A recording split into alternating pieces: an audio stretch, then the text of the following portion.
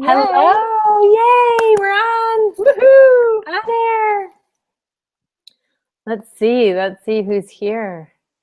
All right, yeah. I think there's something we have to do to open this up. Perhaps, I'm not sure. This has been like this before. And hi, everyone. I hope you're here. Yes, there they are. Yep, here they are. They're showing up. Yay. Yay. It's so cool when you start these webinars, it's like 0 people, and then all of a sudden then all the numbers kind of show up, and so it's kind of fun. It's kind of fun to see those numbers. Jump. Welcome. So you want to go first there? Yeah, sure. I'll get us rocking and rolling. So we're so excited that you all are here for our anxiety busting webinar. Look, Jodi, you have to show them your t-shirt first before we go. Trust me. I hope. Hi Nanette. Hi Danielle. I hope you all got a kick out of that photo of Jodi and me as superheroes. I thought it was hilarious. For those of you who might be new to me, I'll just quickly introduce myself. My name is Corinne Zupko. I am a video blogger. I am the author of a forthcoming book called From Anxiety to Love. Jodi and I are like soul sisters with busting through these anxiety blocks, and we have a lot in common, including that we both have chickens, right, Jodi? So yeah, I am a counselor by training. I'm a coach. Because of my dedication to healing my own mind and overcoming the anxiety issues that I've had, I can't help but share what I've learned. It's literally bursting out of me. And so I'm just really excited to be here to bust through some blocks and kick some anxieties out the door with Jodi. Yeah, it's gonna be great. Thank you. Thank you. I'm Jodi Aman, and I'm a counselor also by trade. I'm a coach. I'm a video blogger, and I help people kind of know how to create happiness in their life, how to let go of their pain and their problems, especially anxiety. I talk about it a lot because it's a problem that I've had in my life. I know we're going to talk about that a lot tonight. I'm so excited to share my story, and because I think it really helps people and gives hope, because a lot of people struggle, and when you're in that anxiety and you think it might last forever, it's so scary. So I'm just like Corinne, like I want to share because I want to give people that hope and teach them how to let go of it, how to get control over their life, get their power back, and master happiness in their life. So happy to have you here. Awesome. I'm so excited for everybody who's here. Hello, everyone. Feel free to say hi in the chat when you get here. We'd love to know who you are and where you're from. And Jodi and I are very conversational, so please, if you have any questions or comments as we go, we'll be periodically keeping an eye on the chat so we can answer questions. Yeah, and Danielle's our woman behind the scenes, and so she'll help us out. You see her name, Danielle, there, and she said hi, ladies, in the beginning. So she'll catch anything that we don't catch if we're chatting away. Michigan, hi, Katie. Hi, Katie.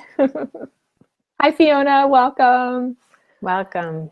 Awesome. So I guess shall I get us started with beginning with, all right, so we're going to dive in. I'm going to share my anxiety story. And I always like to say too that this is largely something that I've let go of, but like you said, Jodi, it's really helpful, I think, for other people to know and to hear because it's so relatable. When I'll share more about my reaction to learning about your story, but there's a lot of commonalities because anxiety does a lot of the same things in a lot of different people. Mm-hmm. So I was pretty much, I don't want to say born with anxiety, but I started struggling with it at a really young age. I was probably around 1.5 to 2 years old.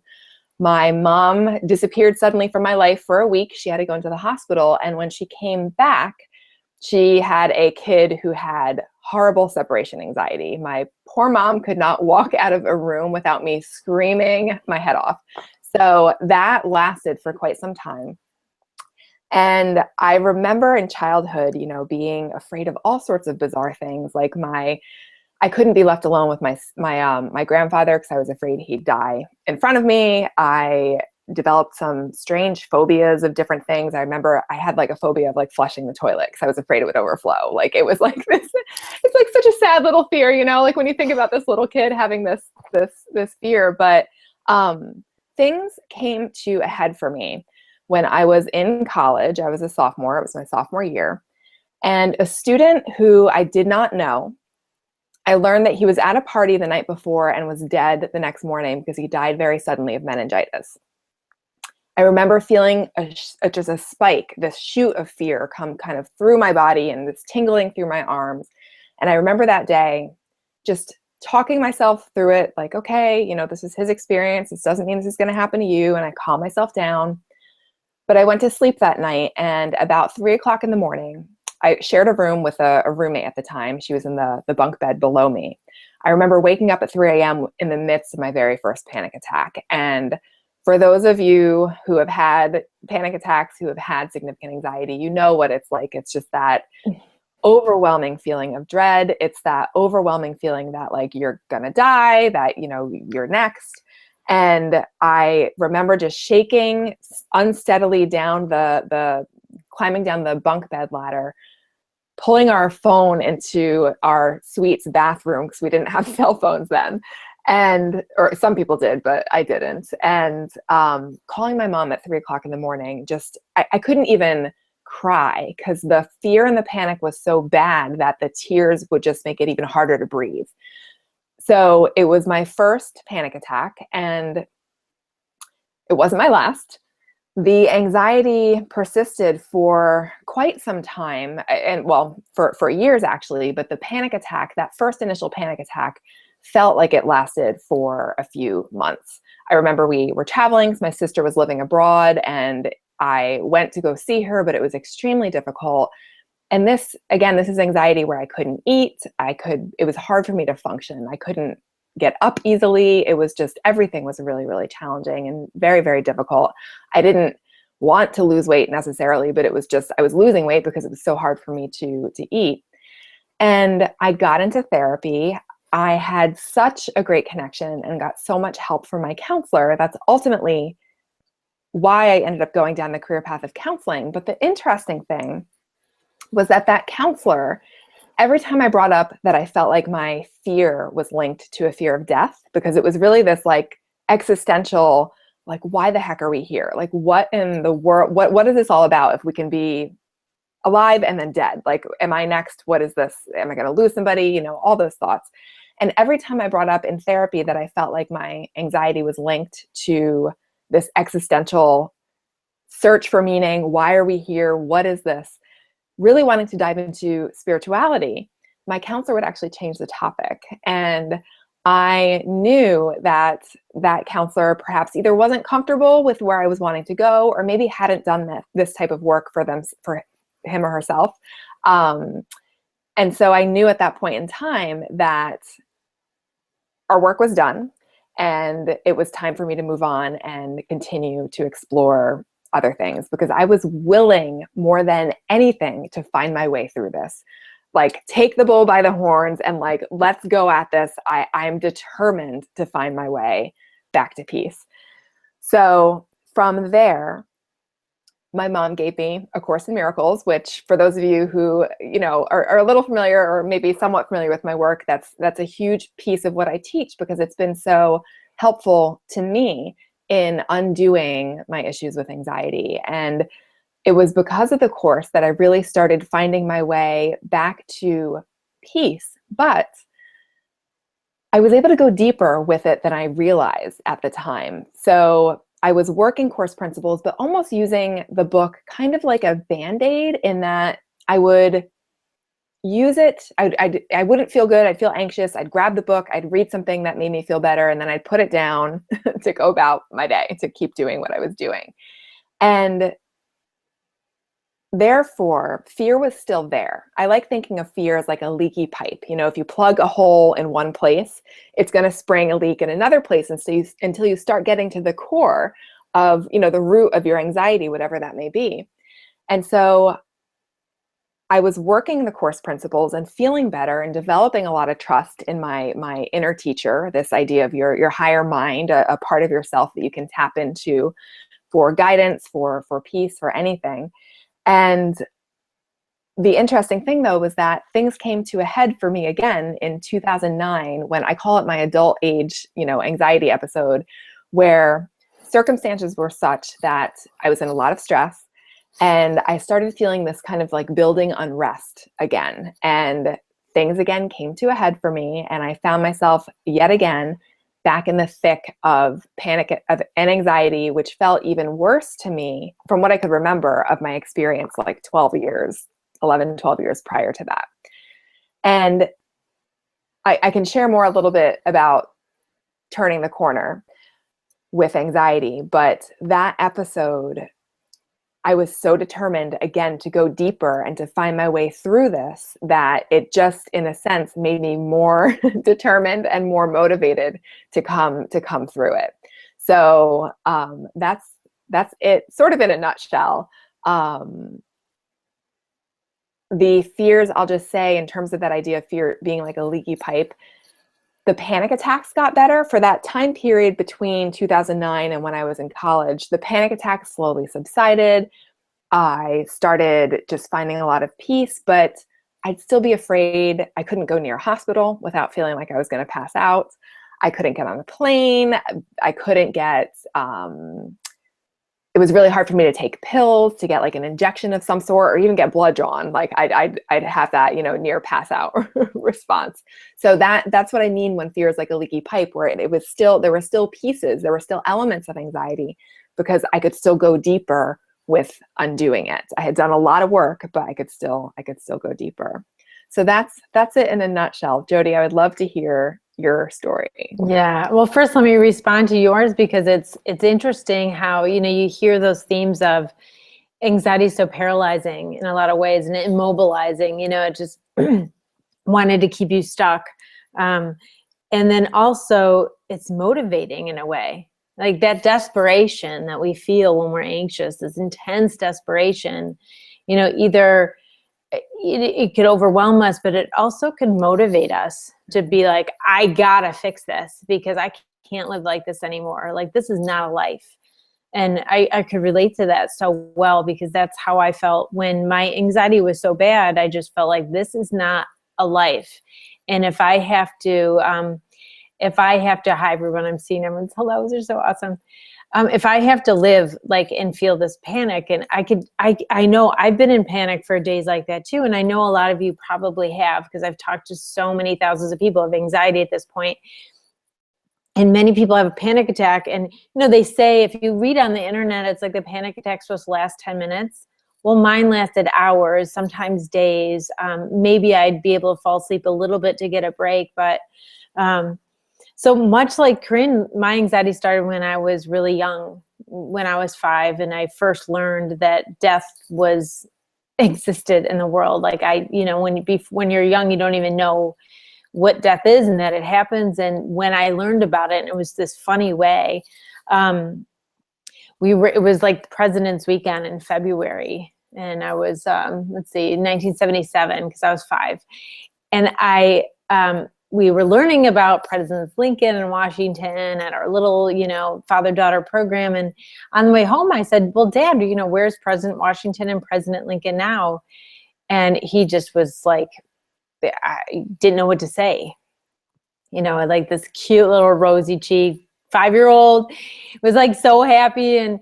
And he was obviously afraid of the concept of death too, because it just came out. And when he said, they're dead, and I knew that death was bad just from his energy around him. And maybe I asked what it was. And when he explained it, like, you die and that's it, that was like, it's kind of like that story of Buddha, like when Buddha goes out and sees someone suffering for the first time, and he's like, that's how it was for me, because it was like, oh my gosh, there's bad in the world. And I'm so grateful that I, before age 5, like I didn't experienced significant hardship, that this was a shock to me though. And it took me months to recover, to like you, be alone. My mom had to read to me constantly, and I didn't know what it was. I didn't know it was anxiety. I didn't call it that. I felt sick. And so I just felt sick, but I was terrified, and I was scared of death. I was scared of people dying. So it's interesting. I mean, I talk to a lot of people with anxiety, and everyone's kind of conceptually afraid of death, biologically, obviously, that comes up, but people don't really say that anymore. I don't know why. They have really specific fears about things. And I'd love to hear, and as we're talking a little bit more, if you write, what is some of the fears that our audience is having? That would be interesting to know. But anxiety came and went in my life, kind of like Corinne's did. And I tell these stories a lot. So when I first got married, it was pretty intense because it was a pretty stressful time for us. And so my anxiety is really intense, and I barely could get out of bed. And I missed some work a little bit. I went to work, I came home and got right in bed at 5 o'clock. Like, I just couldn't face life at all. But it felt so horrible. I was just like you. I was like, I have to figure this out, because there's no way. Like, I can't go on. Like, I didn't have a future. Anxiety steals your future, basically, because it tells you, that you'll be anxious there. Do you know that? You'll be anxious there. Do you know that? And just like anything that you could see in your future, you would picture yourself anxious there. And it's like, that's not what I want. That I can't even imagine. It's so awful. And so it's like, so I was like, I got to do something about this. My husband's suffering, I'm just starting our life together. I got to do something about this. And so I read everything I could. I know we're going to talk about that soon. We want to talk about our turning the corner, because this is why we're here. We want to talk about busting out. And, but I wanted people to know my story, so they know we understand. And obviously listening to you, I'm like, oh, she gets this. She totally gets this. And I think a lot of times, my viewers of my videos and people who read my blogs and stuff, they're so relieved that somebody gets it, because anxiety is so isolating. People feel so alone and so different than everyone else because it's invisible. And we look out there and everyone else looks great. Everyone else looks confident. And, as a counselor, Corinne, you must know this too, that, no one's okay. Everybody's struggling. Everyone's insecure about stuff. Everyone's, dealing with low self-esteem issues. We've all been raised in this Western culture. So we all have these, high expectations of ourselves and feelings of inadequacy. We all do. And so, but it looks like everybody's fine but us. And we're the secret keepers as counselors, and we hear that not everyone's fine. Mm-hmm.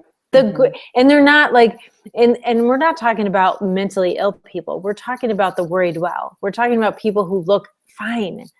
They are not. Everybody is struggling. And so I've, kind of decided I want to dedicate my life to making a difference, to have people not feel so alone, so afraid, and so overwhelmed all the time, because that is no life. And, we could do some really, really amazing things and have some really amazing life. And I'd rather people have that. I have that. I created that for myself. But, wow. So yeah. If I can just share a couple of thoughts that come to mind about what you've said. That Katie, though, some people, Katie was just talking. Thanks, Katie, for telling us about your postpartum depression. I really appreciate that. Fear of being alone. I get it. I've talked to a lot of people who feel that way. Yeah, go ahead. I'm interested to know what you think. Yeah. Thank you, Katie, for sharing. And hi, everybody. Hi, Fred from Trinidad, West Indies. And I saw somebody, hi, Stephen and Marta from Poland. That's awesome that you're all here. Thank you. And again, please feel free to share in the chat whatever you feel moved to. I just wanted to respond that what you were saying about, here's somebody who gets it, like when you're listening to my story and I'm listening to yours. I just want to emphasize too, here's somebody who's getting it and talking about it. I think the problem is that there's still such a stigma surrounding having anything emotionally, not okay inside, that Katie for sharing in the chat. Thank you for those. I see people sharing on Instagram. I feel like a lot of people are becoming less afraid to speak about it, which is really, really nice to hear, because this, I think most people have anxiety. And so talking about it, even in just my experience in the past few years with sharing and doing the work that I've been doing, friends from high school, friends from college, people, relatives, people that never talked about it before will say, guess what? Me too. I really, really relate to that. And to speak to what you said also about how, folks look okay on the outside. Nobody knew. I lived with 5 roommates in a suite that year. One roommate in our room, and then we shared 2 other rooms in our suite. Nobody knew, because see this smile? Mm-hmm. It covers things up really nicely. And so on the surface, on the outside, when you're glancing around and it looks like everybody else is great, or if you're looking at photos that people are sharing on Facebook and it's like, oh my gosh, it looks like those folks have the best life. They're so happy. We have no idea, because you're just seeing a picture. So I just really wanted to highlight that, because I think it's so important to acknowledge that, like you said, as counselors, we're hearing what's really going on, but you don't see that. Absolutely.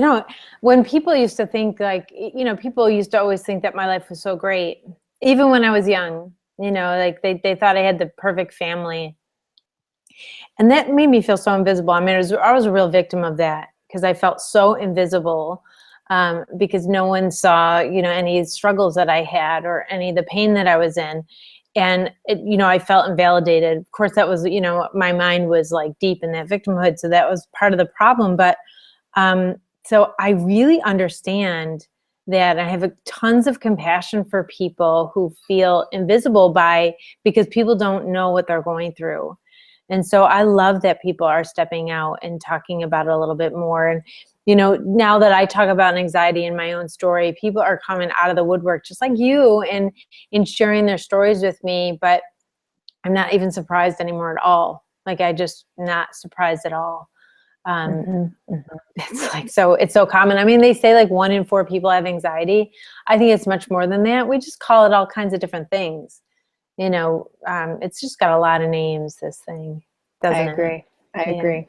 Yeah. And it doesn't matter what we call it, it kind of acts on us in the same sort of way, even though the objects of our fear are all different things. Like Stephen here says, he's afraid of what others might think. I mean, we have all these specific fears. And what's so interesting about anxiety is we don't even understand someone else's fears. So when I was deep in my anxiety and I'd panic a lot, I did read a lot of fiction to try to take my mind off it. That was one of my tactics that I used. And I remember reading this novel, nondescript novel, but the woman in the novel was afraid of horses because she had fallen off a horse when she was young or something. And she was trying to go near horses and she was having a panic attack. And I remember thinking, I wish I had that one. I wish I had that anxiety, because that sounds so easy to me. To be afraid of horses. But of course it wasn't easy to her. And, my anxiety might have sounded really easy to her. That would have been handleable. Or, some people might say, oh, Steve, when we're young, we're afraid of what other people think. And sometimes we grow out of that and sometimes we don't. Mostly we're all still, really conscious about what others think, because it's ingrained. I mean, that's a cultural issue. This is, we grow up thinking everyone's looking at us and that we're in a fishbowl. And so that's where these high expectations come from, that, we think that there's these standards and we have to meet them or we failed. And so we have these high expectations of ourselves and we don't even know what the expectation are. We have to be pretty and young and beautiful and fat and the best mom ever and the best friend ever and creative and everything. Like, we have to be the best of everything and perfect. And we can't meet those. They're ridiculous. And so when we fail, then we begin to not trust ourselves. And that's where anxiety really picks up and gets out of control and just really takes over. And so that fear of what others think, like that anxiety needs you to think that, because it needs you to not trust yourself. It needs fuel. Adequate. It needs fuel. And that's the fuel. That's like the food. It's like the food. So, We have to be kryptonite. Right. Like that. Going with the superhero metaphor. So how about then, shall we go in the direction now of just turning Yeah. the bend and rounding the corner and recovery talk and letting folks know that there's That's I mean, there's more than hope. I feel like, again, just in my own experience, like this, I don't want to sound Pollyanna-ish at all, but I feel like that if there are perspective shifts, rather than looking at this as a burden, what can I learn from this? If there's different, there's different ways that we can think about it that I very much believe can take us out of it. And so for me, where I turned the corner was, and again, this goes deep because my anxiety was very, very existential. It was very much linked to fears of death, fears of sickness, those types of things. To me, it was about starting to learn that I have a part of myself that is quiet and still, that can easily get drowned out by the chatterbox fear thoughts on the surface. But that when I can connect with that deeper self, the true me, that I like thinking of it as like my capital S self, and the lowercase s self is like what A Course in Miracles would call the ego, the fear thoughts, the fear voice. When I started learning how to connect with that deeper sense of self within me and really being open to letting go of that more fearful, limited sense of self, opening up to something, much bigger that I was, that was a huge, huge shift for me. And that shift really started happening after that adult age episode of anxiety that I mentioned in 2009, because my determination and my willingness was so great to not stop until I found relief. So I stopped running from it. That was a huge thing. It was that rather than trying to just make it go away and wishing it away, it was like, all right, I'm now, if there's this thing over here making all this noise and creating all this problem, rather than trying to keep doing this and pushing it away, which only makes it, want to come back more, I was now like, okay, I'm gonna turn toward this thing. I'm gonna turn toward these feelings, and I'm going to try to see them differently. I'm going to look at them with that greater sense of self, with that love within me. I'm going to look at that with that. And A Course in Miracles teaches that miracles are shifts in perceptions. They're shifts in perception from fear to love. And so in having willingness to see this anxiety, these issues differently, what was coming forward instead was a new way of seeing it, that it wasn't my actual voice. It was just a lie. It was untruth. And the trust that was simultaneously building in this greater sense of self with this capital S, that trust, I feel like when that trust is there, it comes automatically with peace and with joy. And so it's like the anxiety has nothing to hold on to, because I'm not fueling the fire anymore. Just like to go back to that example, I'm not feeding it by even ignoring it, by trying to push it away. Now I'm like, all right, I'm gonna look at this with this inner teacher, with this inner guide, this capital S self, because I'm willing to see it differently. I'm willing to let a shift come to me. And that's very much the process that I used to start to really be unearthing the roots that anxiety seemed to have, to get in touch instead with my true self, which is, I very much believe that our true essence, all of us, is love and peace and joy. And if there's anything other than that that's showing up, it's again an opportunity to see it differently, and to again return to what we think we may have forgotten, which is that love and joy, but that it's always there. It's always there, even if it feels like it's buried. And that was always very reassuring to me. Yeah, that's beautiful. I felt it. I can't believe it. The more we talk, the more I hear our similarities in our stories. But yeah, and it just feel like, yeah, that light and that love is already there in all of us. Like that self-love is even there. Like that is who we really are. And this is just kind of clouding our vision. That's all anxiety is. It's a very powerful though, in its own way. But we have to figure out how we contribute to giving it power. And that's, I think, how I turned, you know, I mean, how my corner turned. And I remember waiting for my corner. I'm like, when is I going to turn the corner? Like, I was working so hard, and, you know, I was doing mindfulness, and I was, you know, really trying to keep myself healthy and doing all the right stuff. And my anxiety did get better, but I still had that, like you were saying, that like underlining like fear of death, and this like wondering like, yeah, why are we here, and why is there suffering, and those kind of big spiritual questions too I was asking.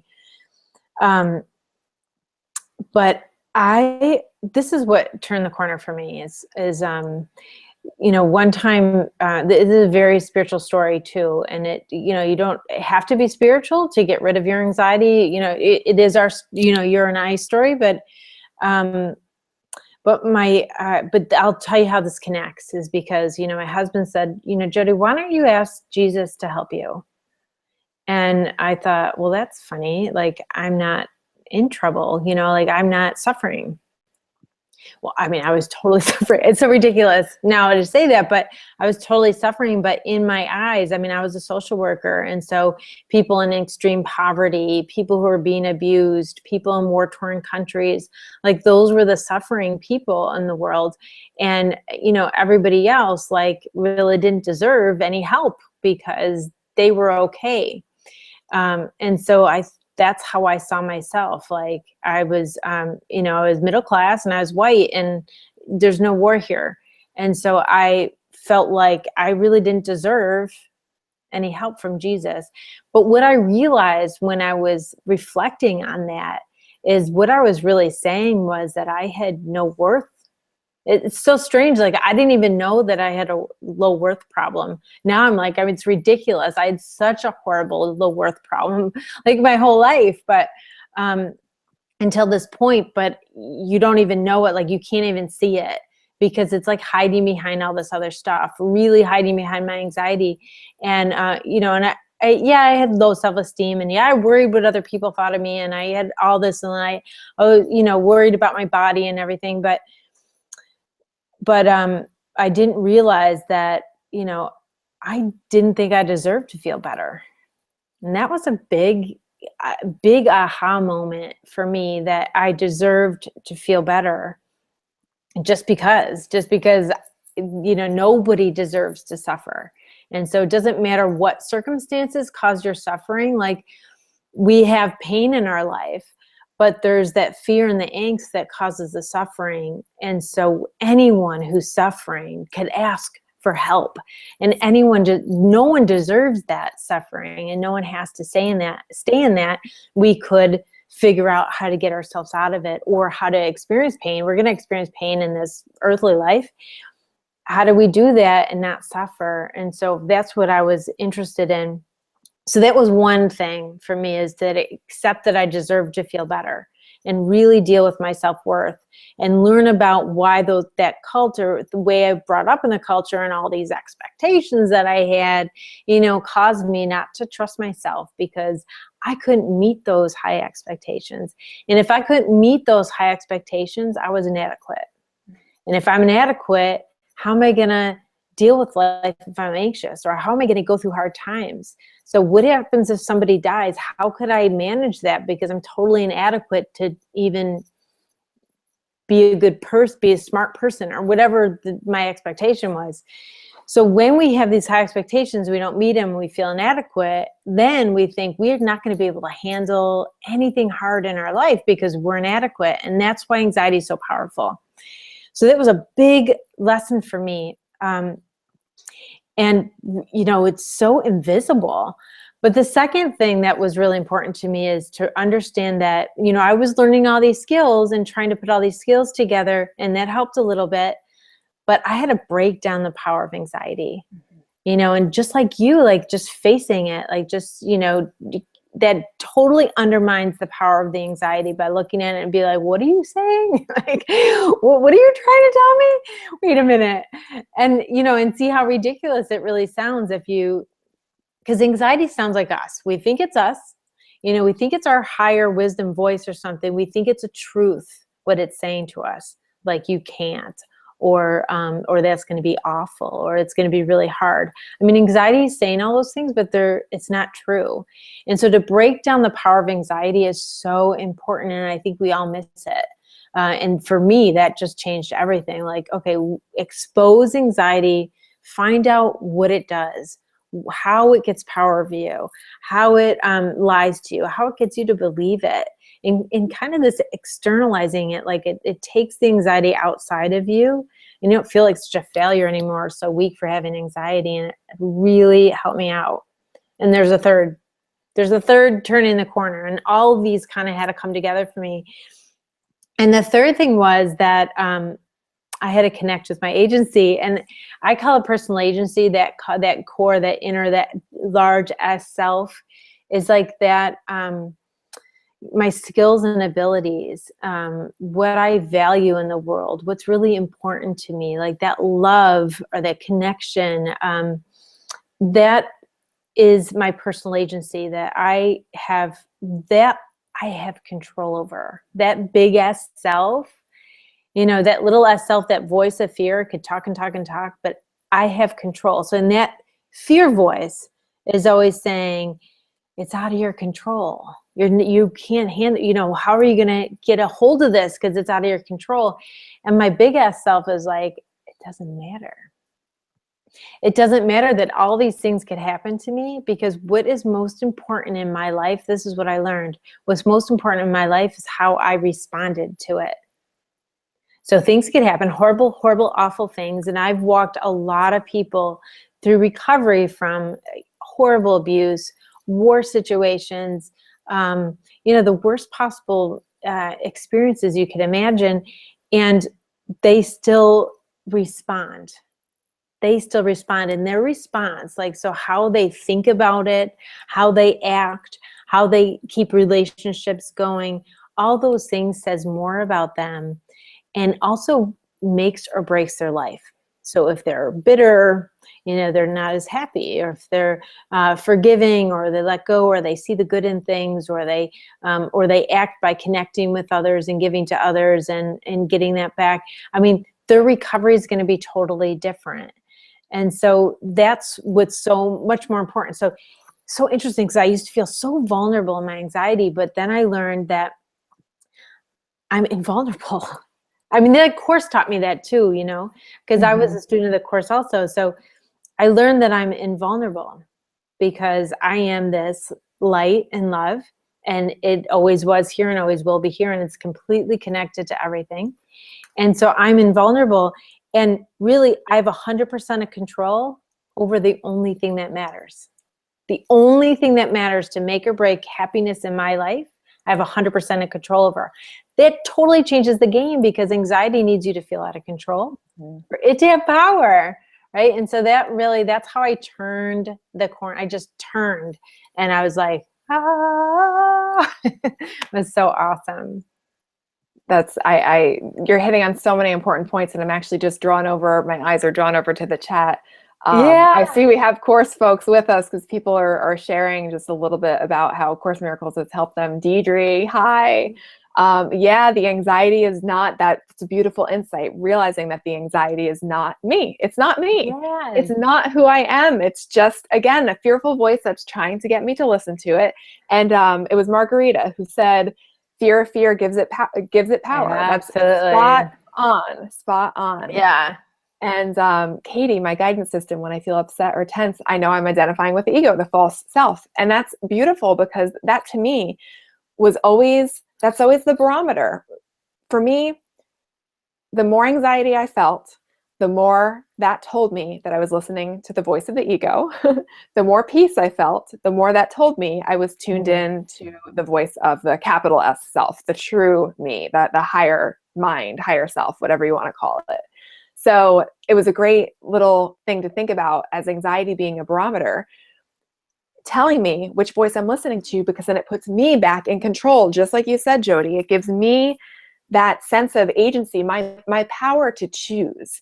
then if I know what voice I'm listening to, I now have the power to choose to listen to that voice of love within me instead. And what you said about the course teaching you that you're invulnerable, I so am spot on with that, because that's why, that invulnerability, that love has been there before my life seemingly began, dropping into this trust that it's going to be there before this life is, seemingly over. That's been huge for me in overcoming, the existential, the death fears, all of those deep rooted fears. So it's big stuff. Yeah.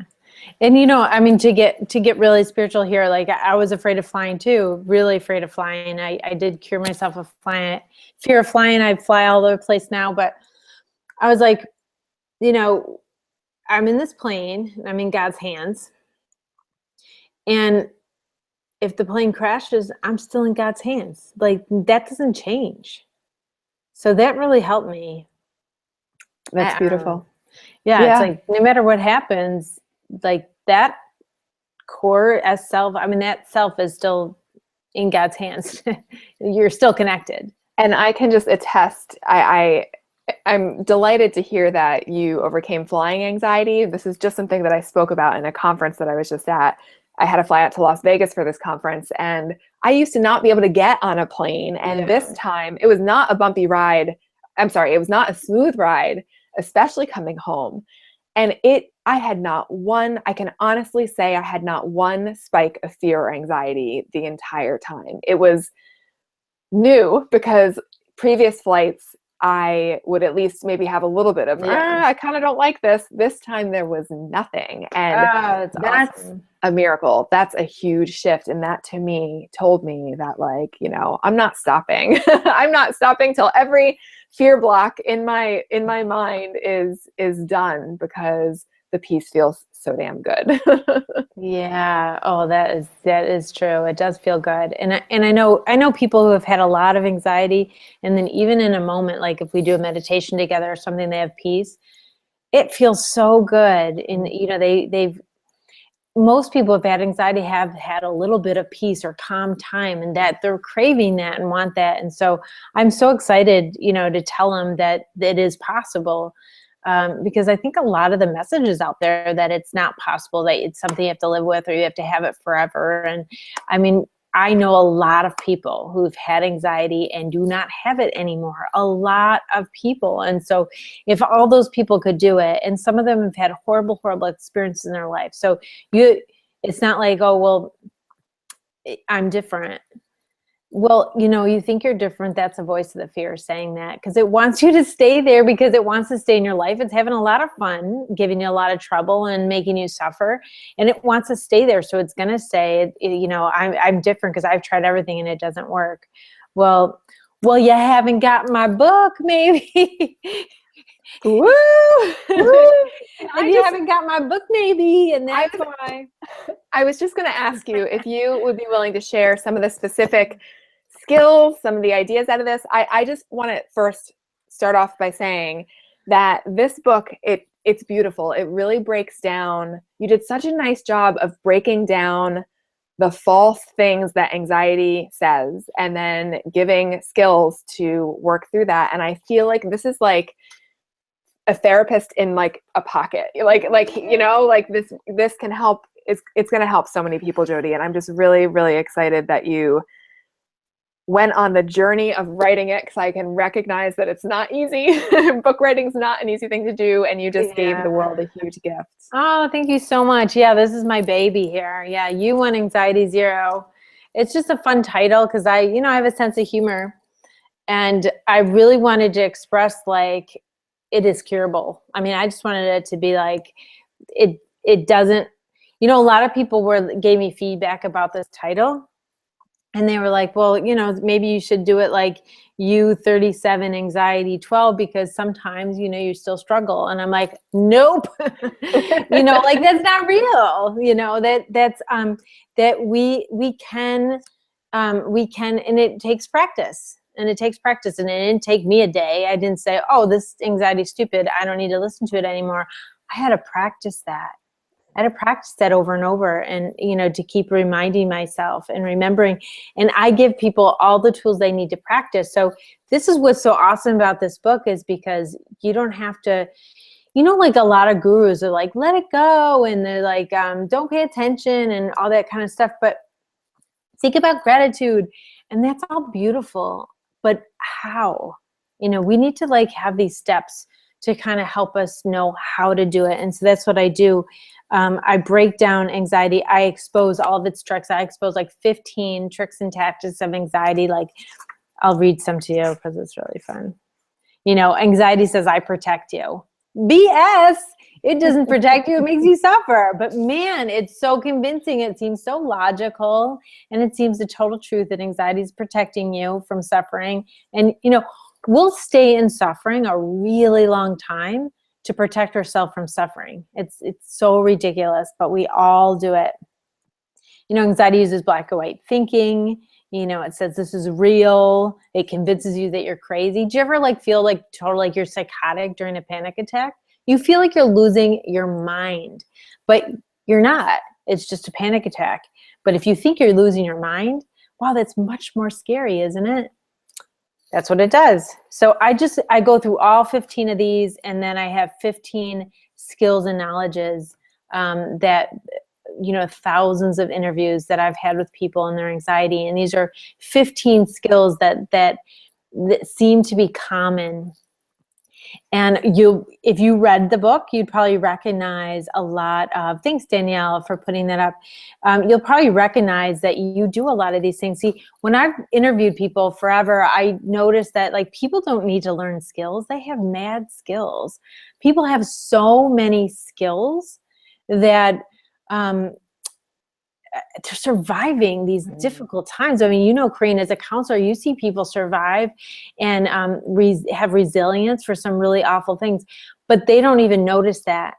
You know, they don't even notice the amazing skills that they have because anxiety is so powerful and it has so much control. So if we break down anxiety, those skills just come out. And so instead of teaching these skills, I'm just validating these skills that people already have. Or maybe you get an idea that you don't know about. But mostly it's just like, wait a minute, I do this, I do this, I could do this. And then you're getting in touch with that agency that you have, or that self, that loving, and that person who, you know, when we do stuff, when we use our skills to make ourselves feel better, we do it with a conscious purpose. There's something that's important to us that has us acting those ways. So any action that we take, and curing anxiety is all about taking action. And it could be thinking though, you know, and it doesn't have to be like a literal like action, but taking action is always done with a conscious purpose. There's always something important to us behind it. And that's how we connect with that love and that connected self, that light self that we are. So, and then the end of the book, I just wanted to add this too, because I do love this part, is the end of the book, I talk about self-forgiveness. And people might think that's strange to have self-forgiveness in an anxiety book. But like I was saying before, like the reason why we're so vulnerable to anxiety is that we don't trust ourselves. Trust me on the fact that anxiety is a trust issue. Anxiety issues are trust issues. And so we need to forgive ourselves for anything we're holding against ourselves, any of those inadequacies or anything we think about ourselves, any of the blame that we're putting on ourselves for anything. And we need to let it go, but we don't know how to let that go. And people are like, yeah, okay, I love to forgive myself. How? I break it down. It's so practical. I love being this practical about this because nobody's talking and teaching about how to let go of things. So I'm so excited about this book, actually. I'm so excited about it too. I'm so excited about it too. And I just want to say too that, you know, because like I said, I'm a counselor by training and I teach counseling classes now. I feel like this book is also awesome for therapists who are working with clients with anxiety, because you can use these ideas and these, you know, so you have some writing exercises in here, some things to list. Like it's just chock full of fabulous ideas and tools through anxiety, overcoming it. Yes. And I love the title. I love the title. You won anxiety zero. It gets nothing. It gets nothing. It gets nothing. No Nothing. satisfaction. No I'm nothing. glad you like it. Yeah. Yeah. It did seem like a very spiritual title because it was like competitive, like metaphor, but it works, I think, in a way. Like in a way it is really spiritual to me. And I also want to emphasize too, just even with this idea, with our initial picture of being superheroes and, battling anxiety and overcoming it, it's, to me, the battle comes when again, there's that avoidance, which adds fuel to it. We can also approach this with a sense of ease, with a sense of, willingness and determination to find our way through. But it doesn't have to be a fight. Like, it doesn't have to be a big struggle. It can be a process, and it can be gentle if we allow ourselves that process. If we can accept that this is where I'm at right now, I still perhaps have work to do, but I can be okay with myself as I am. That creates a sense of ease. That creates a sense of gentleness, rather than thinking, I should be over this by now. Nobody else suffers from this. I should be here. I should be doing that. That creates the strain, and that creates the battle. Whereas if we can just accept that wherever we are in the journey is where we are, and that it's okay, it really makes it much kinder. I think that's so important. That's that self-compassion piece. Mm-hmm. That's another thing we're not taught. Like, we should be taught this in middle school. Like, how do they have compassion for ourselves? How do I be gentle with ourselves at every part of the process? Instead of judging ourselves so harshly. I mean, that's what really, that's what causes all our suffering. And so I definitely go into that because I think it's so connected with our anxiety and fear, not allowing ourselves to be who we are. We're just judging everything constantly because it's wrong. And why am I feeling this way? And my mom had a friend who passed away last week, and it was a horrible tragedy. And it was like this weekend, she said, I just can't get over this. I'm like, Mom, it's 5 days. I mean, we don't give ourselves a break at all, Mm-hmm. Mm-hmm. Just, anyway, it's wow. I love that we just are so connected about this, and we just get it.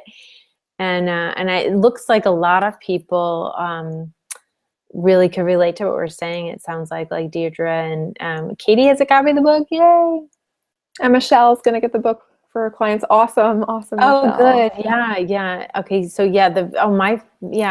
all of my panic attacks were the scariest time of my life. I think you said that, Corinne, tonight, and I was like, yeah. You were like, it was like even worse than before, because like every time anxiety comes, it feels like it's worse. I think that's one of my tricks, actually. Not Mm-hmm. my tricks, anxiety tricks, but it feels like it's worse every single time because it's happening right now. Mm-hmm. And it's so intense. So, and that desperation that you have to like anything to get rid of it. Yeah. But so thanks, Danielle put that link up there. So that's the Amazon link that you could get it on an e-version, like an ebook on Kindle or Nook. It is on Barnes & Noble too. And if you want to wait, I do have an audio version coming out, but it just is a longer process. So it's I think someone wrote that on my blog today, like, I can't wait to the audio version because they want to hear it. And I love listening to books on, audio books that are read by the author, because I think there's a lot in there. So I had a lot of fun making it. It's being edited now, but. That's awesome. Woo! That's awesome. Woohoo! That's awesome. Wow. So Danielle, could you tell everyone where to find Corinne too, and my website, Corinne's website? Oh, thank you. Yeah, that'd be awesome. And if anybody has any final questions, we have about 8 minutes left. Yeah. Feel free to pop your questions into the chat. Ask us questions. That would be lovely.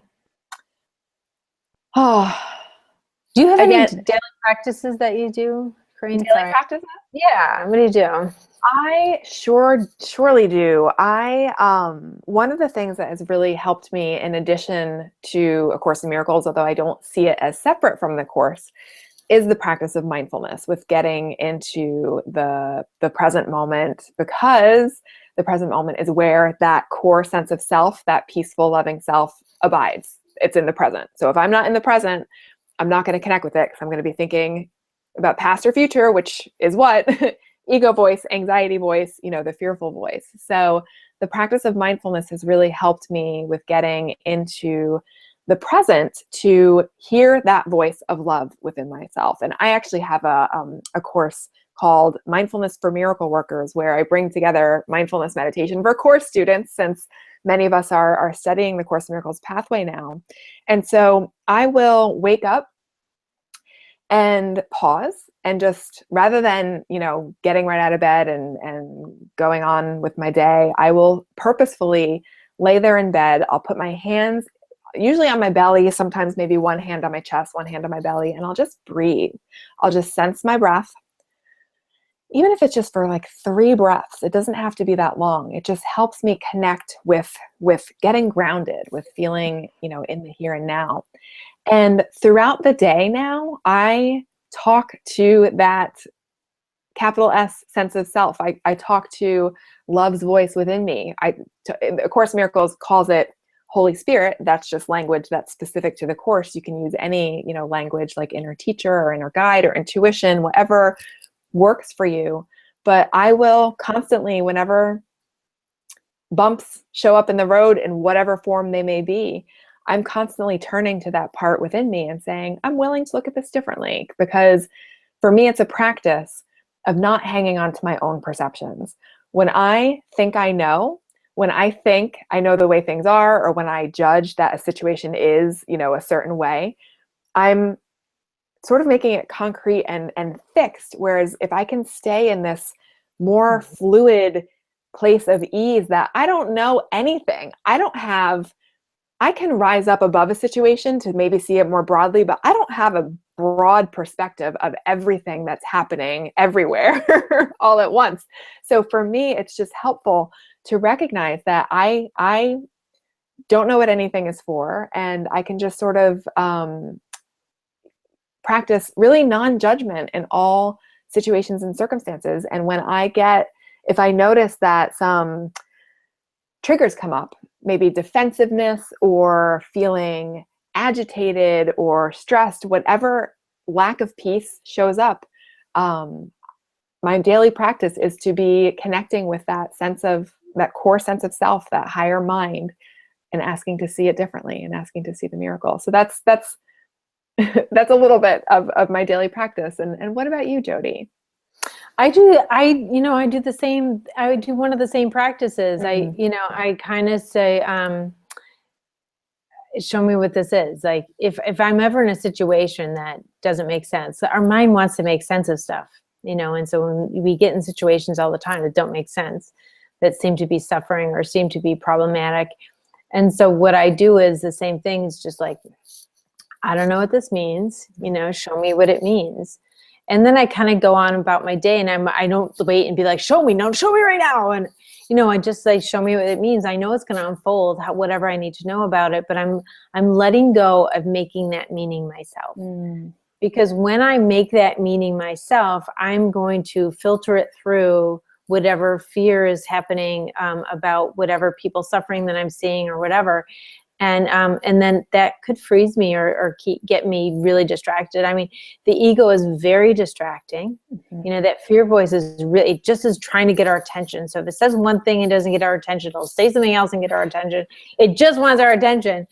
And so if you say, I don't even know what this means, show me what it means. And if it's something about me, like if I'm feeling sad or I'm feeling bad, because I'm human.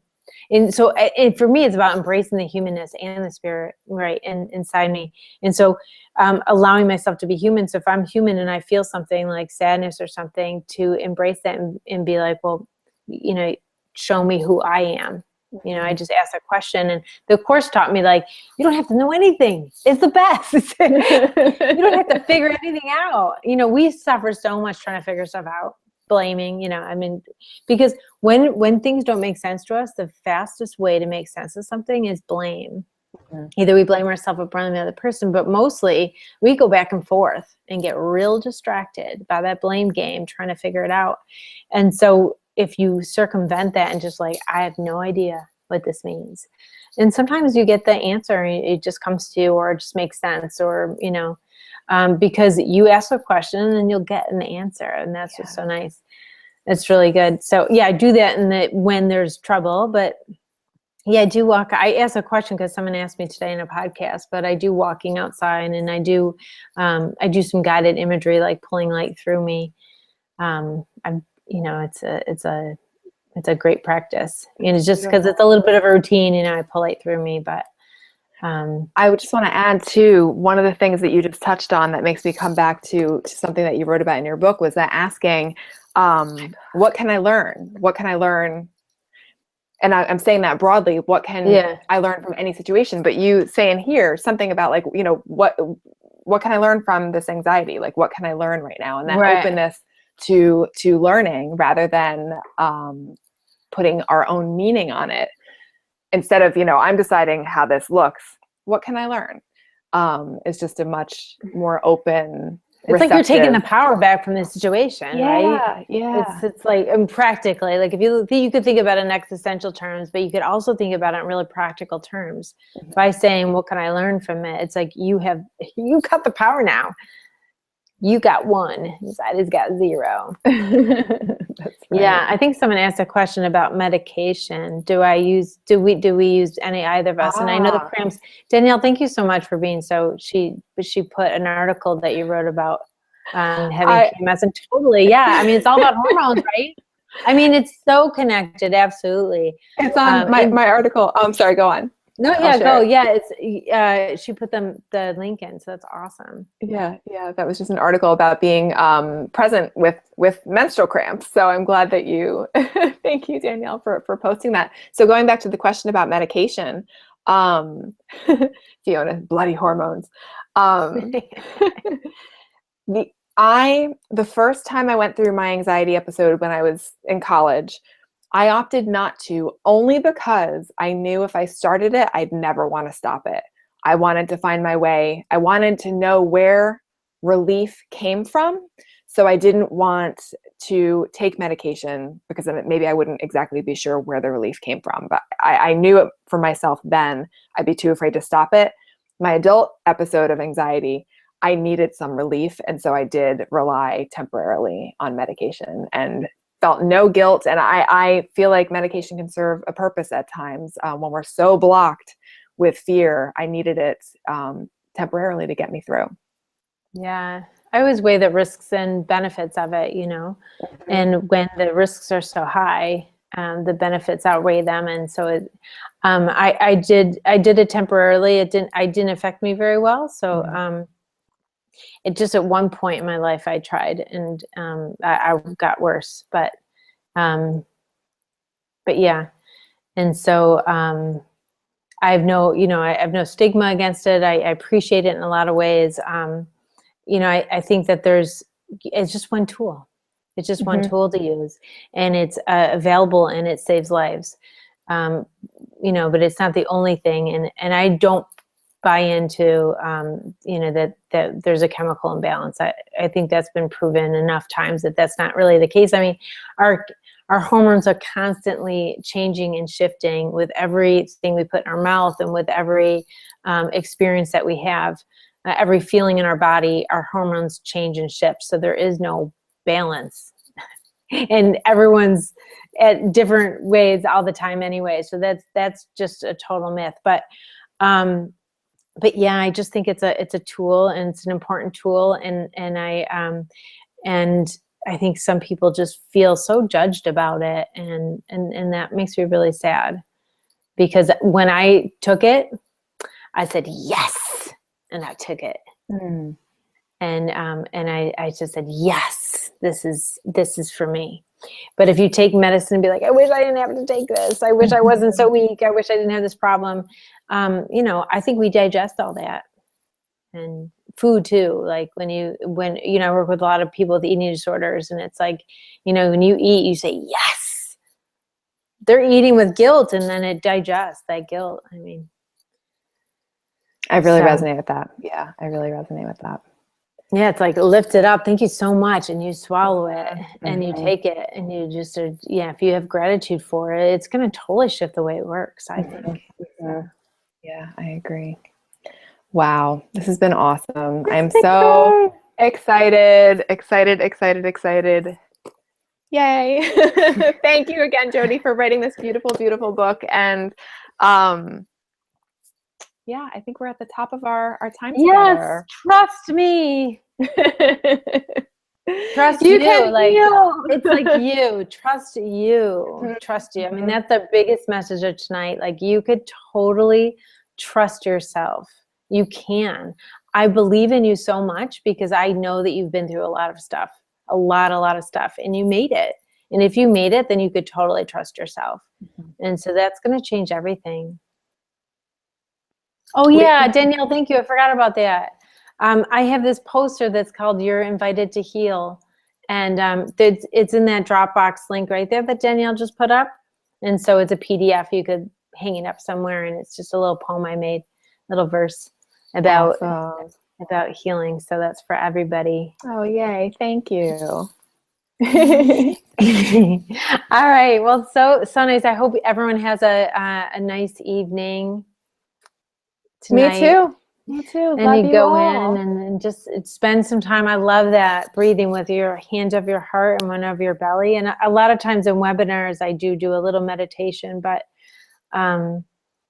you know, when we hang up, when you're alone, if you're alone in your room, you might not be, you might have family all around, but maybe just take a moment, whatever's going on around you, just bring that into it.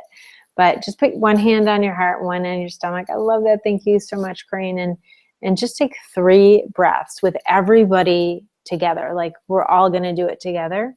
That's awesome. I love that. Because we're connected. Like, there's something that happened that had us all here at this time free to be on this webinar together. And that's pretty amazing. And so I just wanted to acknowledge that.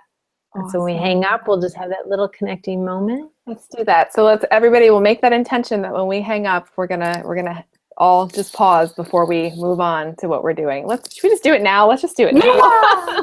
I didn't know if you had to go. At your own pace, just in a comfortable breathing pace, just taking 3 mindful breaths in and out, sensing each breath.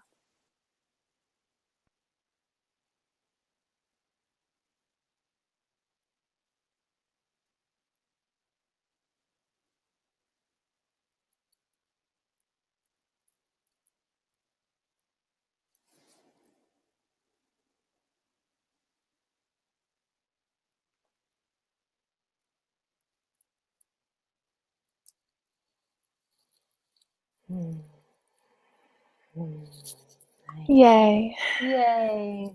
Well, thank you, Jodi. I love you all. Thank you so much, Corinne. I love you too. And Danielle, thank you so much. I love you too.